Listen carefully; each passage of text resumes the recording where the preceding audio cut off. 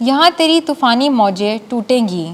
ہمارے لیے آج کی پہلی تلاوت ایوب نبی کی کتاب، اس کا 38واں باب، پہلی اور 8ویں سے 11ویں آیتیں مقدسہ۔ اس وقت خدا نے کلام کر کے بگولے میں سے ایوب کو کہا کہ کس نے سمندر کو دروازوں سے بند کیا، جس وقت کہ وہ گویا رحم سے نکل کر پھوٹ پڑا، جب میں نے بادلوں کو اس کا لباس اور تاریکی کو لپیٹنے کا کپڑا بنایا، اور اس کے لیے میں نے اپنی حدیں باندھیں اور اس کو اڑنگے اور دروازے لگائے، اور کہا یہاں تک تو آئے گا اور آگے نہ بڑھے گا، اور یہاں تیری موجوں کا زور ٹوٹے گا۔ پاک کلام کے پڑھے اور سنے جانے پر خدا کی برکت ہو۔ زبور 107۔ جماعتی جواب ہیلیلویا۔ جو سمندر پر جہازوں میں جاتے تھے تاکہ پانی کی وسعت پر تجارت کریں، انہوں نے خداوند کے کام اور سمندر میں اس کے عجائبات دیکھے۔ جماعتی جواب ہیلیلویا۔ اس کے کہنے پر ایسی طوفانی ہوا اٹھی جس نے اس کی موجوں کو اوپر اٹھایا۔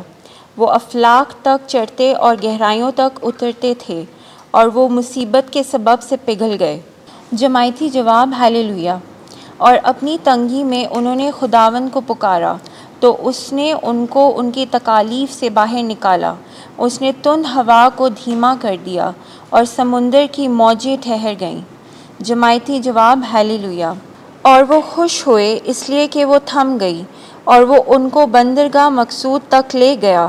چاہیے کہ وہ خداوند کی رحمت کے لیے ان عجائبات کے لیے جو اس نے بنی آدم کے خاطر کیے۔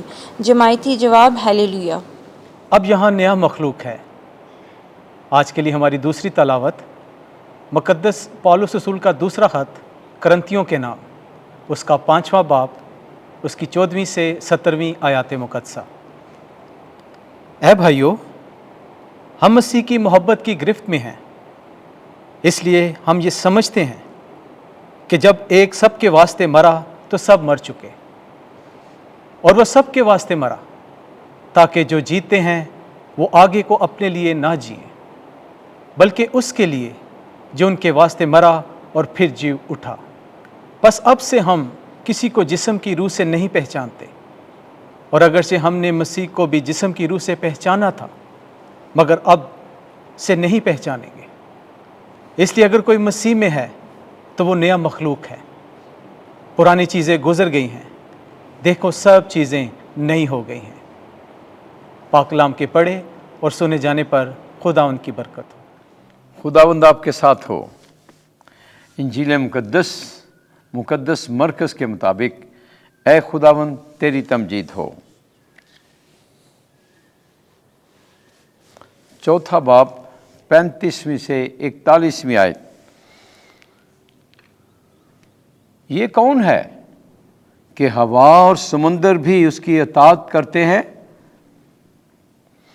ایک دن جب شام ہوئی تو یسوع نے اپنے شاگردوں سے کہا، آؤ پار چلیں، اور وہ ہجوم کو رخصت کر کے اسے جس طرح کہ وہ کشتی پر تھا لے چلے۔